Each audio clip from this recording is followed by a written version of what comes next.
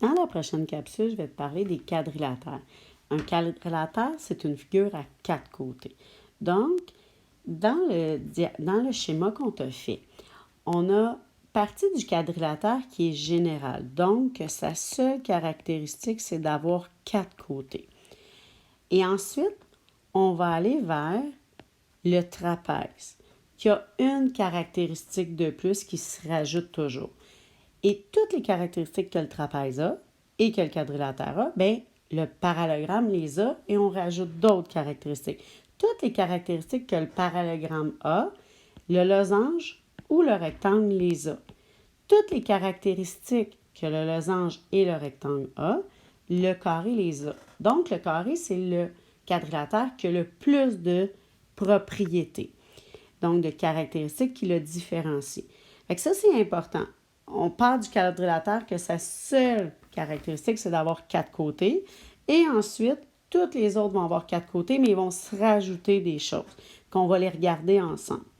Si on regarde la première chose, le trapèze. Le trapèze, lui, a une paire de côtés parallèles. Donc, les deux bases, en bas et en haut, sont parallèles. Ils ne se toucheront jamais.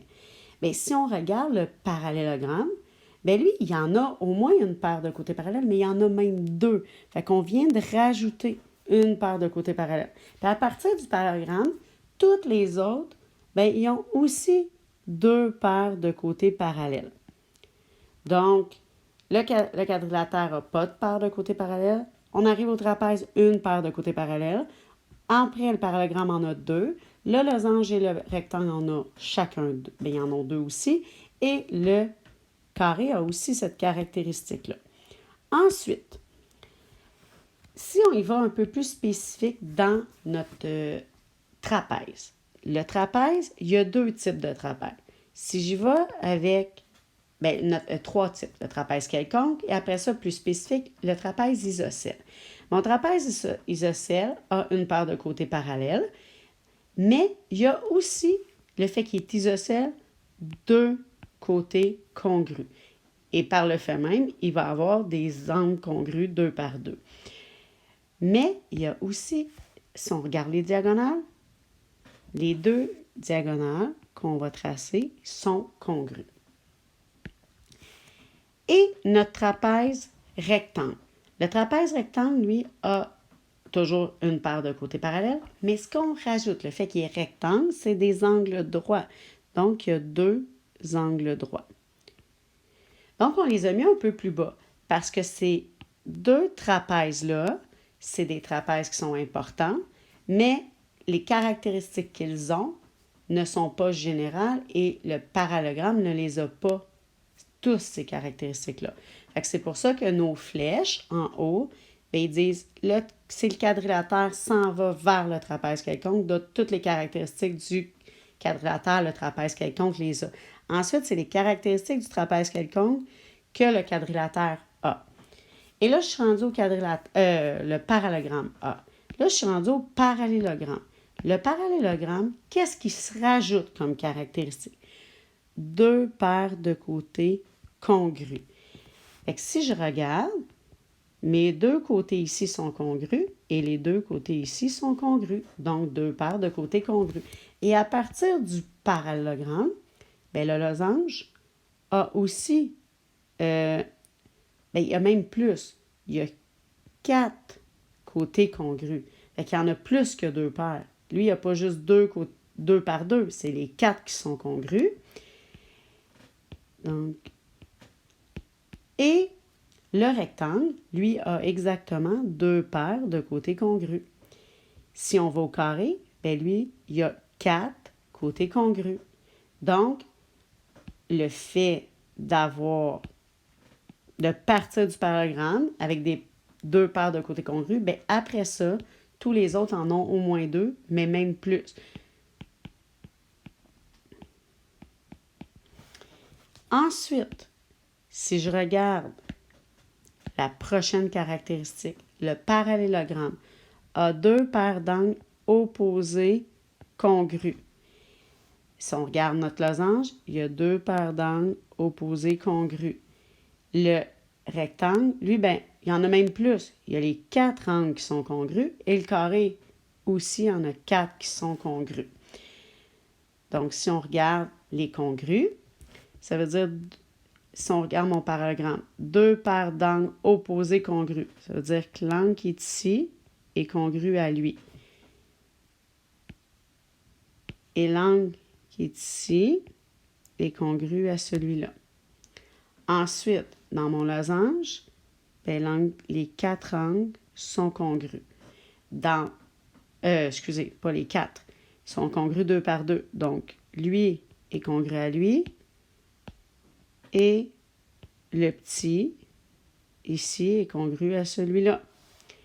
Dans mon carré, là, j'ai les 4 qui sont congrus parce que les 4 sont des angles droits. Et dans mon carré aussi.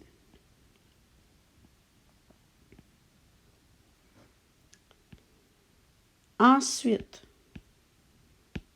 si on va avec la prochaine caractéristique, les angles consécutifs supplémentaires. Angle consécutif supplémentaire, ça veut dire quoi?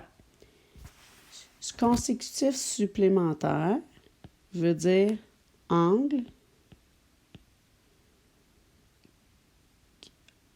qui sont à côté et qui mesurent 180 degrés ensemble.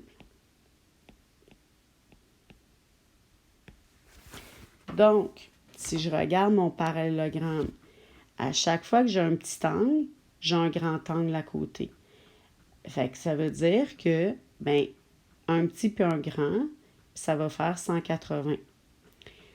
La même chose dans mon losange.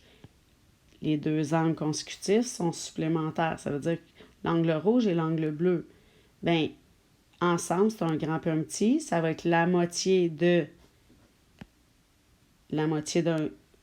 quadrilatère parce que la somme des angles à l'intérieur d'un quadrilatère est toujours 360. Fait que si je prends la moitié, parce qu'un bleu et un rouge dans mon losange va faire la moitié de 360, va faire 180. Fait qu'ensemble, ils vont mesurer 180. Ensuite, angle consécutif supplémentaire dans mon rectangle, bien, 2 angles de 90, parce que c'est toujours 2 angles de 90 qui sont collés, ça va faire 180. Et dans le carré, ça va être la même chose. Donc, si on remarque, bien, une fois que je l'ai dans mon parallélogramme, je l'ai dans toutes les autres. Une fois qu'on a fait ça, là, on se rend à la prochaine caractéristique. Ma prochaine caractéristique, ça parle des diagonales. Donc, si je regarde le parallélogramme, on dit que les diagonales se coupent en leur milieu. Si je vais dessiner mes diagonales dans ma figure, ils se coupent au milieu. Et une fois que j'ai cette caractéristique-là dans le parallélogramme, bien, c'est la même que j'ai dans toutes les autres.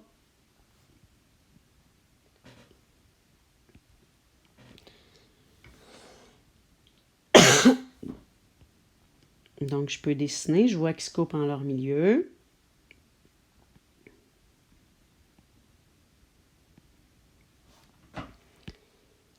Ensuite, si je passe à la prochaine caractéristique, mais il n'y en a plus dans le parallélogramme. Fait que ça veut dire que toutes les caractéristiques du parallélogramme, ben, le losange les a, et le rectangle les a, et même le carré. Fait que là, je vais passer au losange. Le losange, il y a des caractéristiques que, là, on va remarquer que le rectangle n'a pas. Fait que c'est quoi? Les diagonales sont perpendiculaires. Fait que si tu remarques, quand j'ai tracé mes diagonales, bien, ça a formé un angle droit. Mais cette caractéristique-là, le rectangle ne l'a pas. C'est pour ça qu'à partir du parallélogramme, ça s'est séparé. Mais, si on remarque, par contre, tout ce que le losange a, le carré là. Fait que oui, Si je regarde, la caractéristique diagonale perpendiculaire est là. Et si je regarde mon dessin, bien, ça fait un angle droit. Donc, on a cette caractéristique-là. Et là, maintenant, on va aller voir qu'est-ce que le rectangle a que le losange n'avait pas. Diagonale congrue. Donc, si je regarde, les deux diagonales mesurent la même chose. Contrairement que dans un losange, les diagonales ne seront pas toujours congrues. Ça pourrait arriver, mais la majorité du temps, ils ne seront pas. Contrairement que si on s'en va dans mon carré, bien, les diagonales mesurent toujours la même chose. Donc, une fois que tu as compris le principe, tu comprends que ce que le quadrilatère a, le trapèze l'a automatiquement. Ce que le trapèze a, le parallélogramme a toutes ces caractéristiques-là. Ce que le parallélogramme a comme caractéristique, le losange, le rectangle et le carré long.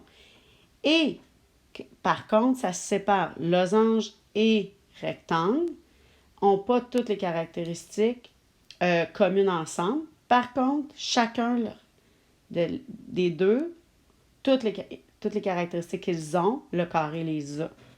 Fait que ça, c'est un bon aide-mémoire qu'on va revenir ensemble dans le prochain cours. Si tu as des questions, tu pourras m'écrire, tu pourras m'y poser, ça va me faire plaisir.